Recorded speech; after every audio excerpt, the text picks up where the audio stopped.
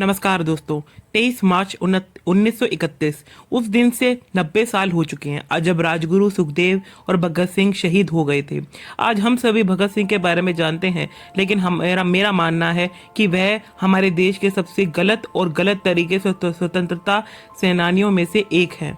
बहुत से लोगों ने अपनी फोटो को अपनी प्रोफाइल चित्रों के रूप में लिखा, लेकिन उनमें से किसी ने भी अपनी राय, विचारों और विचारधाराओं को समझने की कोशिश की है। आज के वीडियो में मैं इस विषय पर गंभीरपूर्ण चर्चा करूंगा। आइए हम भगत सिंह को बेहतर ढंग से समझने की कोशिश करेंगे। जब भी आप भगत सिंह नाम सुनते हैं तो आप में से कई लोग इसे हथियारों और हिंसा जैसे शब्दों के साथ जोड़ते हैं, लेकिन क्या आप जानते हैं दोस्तों कि भगत सिंह को अपने समय का एक बहुत भयंकर बौद्धिक माना जाता था। उनके दोस्तों ने कहा कि जब उन्होंने उन्हें देखा तो उनके हाथ में एक किताब थी। उन्होंने लंबाई में ब्रिटिश, यूरोपीय, अमेरिकी, रूसी साहित्य का अध्ययन किया था। कुछ अनुमानों के अनुसार उन्होंने गिरफ्तार होने से पहले 250 से अधिक पुस्तकों को पढ़ा था और 2 वर्षों में उन्होंने जेल में बिताया। उन्होंने 300 से अधिक किताबें पढ़ी। न केवल किताबें पढ़ने के लिए बल्कि भगत सिंह भी उन्हें गधे के लिए प्रसिद्ध थे। उनके लेखन के लिए उनके लेख कीर्ति, अकाली, वीर अर्जुन प्रताप जैसी पत्रिकाओं को प्रकाशित किए गए थे। वह उस समय की पत्रकारियां थी। मेरे कहने का मतलब यह है कि भगत सिंह सर्वोच्च आदर्श का एक बौद्धिक था। लेकिन आज अगर आप किसी को भगत सिंह की तरह काम करने के लिए कहते हैं तो वह अपनी मूंछों और फायर विंगर के साथ खेलेंगे। लेकिन क्या आप जानते हैं कि भगत सिंह ने कहा था कि बम और पिस्तल भी वह काम नहीं कर सकते जो एक आम इंसान की सतर्कता कर सकती है।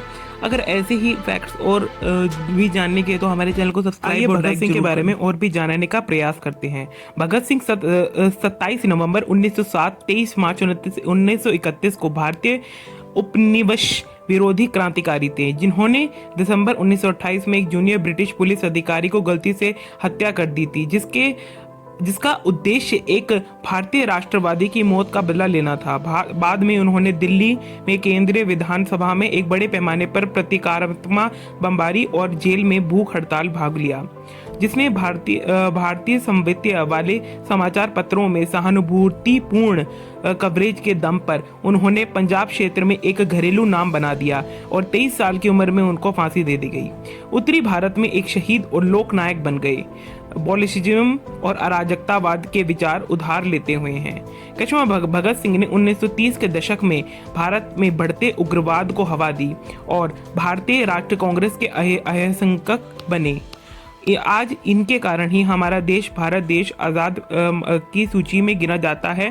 इनके कारण ही इनके प्रयासों के भारत सरकार ने इनको कई अधिक सम्मानों से बाद में सम्मानित भी किया। दिसंबर 1928 में भगत सिंह और उनके सहयोगी शिवराम राजगुरु दोनों एक छोटे क्रांतिकारी समूह हिंदुस्तान सोशलिस्ट रिपब्लिकेशन एसोसिएशन सेना या SHRB भी के सदस्यों ने लाहौर पंजाब में एक 21 वर्षीय ब्रिटिश पुलिस अधिकारी जॉन जेंडर्स की गोली मारकर हत्या कर दी थी, जो आज के पाकिस्तान में है। जोंडर्स जो अभी भी परिवीक्षा पर थे, वो ब्रिटिश वरिष्ठ पुलिस अधीक्षक जेम्स स्कॉट समझ लिया, जिन्होंने वह हत्या कराना चाहते थे। उन्होंने स्कॉट को एक लोकप्रिय भारतीय राष्ट्रवादी नेता का लाला लाजपत राय की मौत के लिए जिम्मेदार ठहराया। उन्होंने लाठीचार्ज का आदेश दिया था, जिसमें राय घायल हो गए थे और 2 हफ्ते बाद दिल का दौरा पड़ने से उनकी मृत्यु हो गई। जैसे ही सैंडर्स एक मोटरसाइकिल पर पुलिस स्टेशन से बाहर निकले, राजगुरु एक निशानेबाज द्वारा सड़क के दूसरी ओर वह के अन्य सहयोगी चंद्रशेखर आजाद ने एक भारतीय पुलिस हेड कांस्टेबल चन्नव सिंह की गोली मारकर हत्या कर दी थी, जिसने सिंह और राजगुरु के भागने पर उनका पीछा करने का प्रयास किया था। भागने के बाद भगत सिंह और उनके साथियों ने छद्म नामों का इस्तेमाल कर सार्वजनिक रूप से लाजपत राय की मौत का बदला लेने की घोषणा की और तैयार पोस्टर लगाए, जिसमें उन्होंने जेम्स स्कॉट की जगह जॉन सॉन्डर्स को अपनी इच्छित लक्ष्य दिखाने के लिए बदलाव किया था। इसके बाद सिंह कई महीनों तक भागते रहे और उस समय कोई दोष सिद्ध नहीं हो पाया।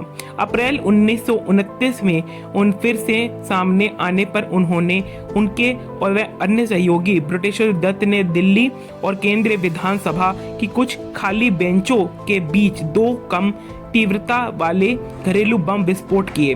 उन्होंने गैलरी से नीचे विधायकों को पर पेच फेंके, नारे लगाए, अधिकारियों को उन्हें गिरफ्तार करने दिया। गिरफ्तारी और उसके परिणतों के बाद के से जॉन सैंडर्स मामले में सिंह की मिलीभगत सामने आई। भगत सिंह को जॉन सैंडर्स और चौहान सिंह की हत्या का दोषी ठहराया गया और मार्च 1931 में 23 वर्ष की आयु में उन्हें फांसी दे दी गई। अपनी मृत्यु के बाद वे लोकप्रिय लोक नायक बन गए थे।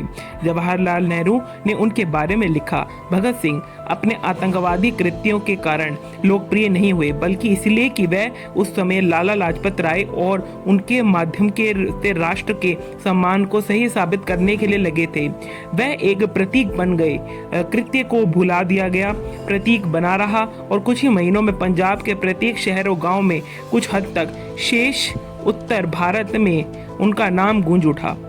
भारत में एक राजनीतिक स्पेस में प्रशंसा जीते जिसमें कम्युनिस्ट कभी काफी भूमिका निभाती हैं।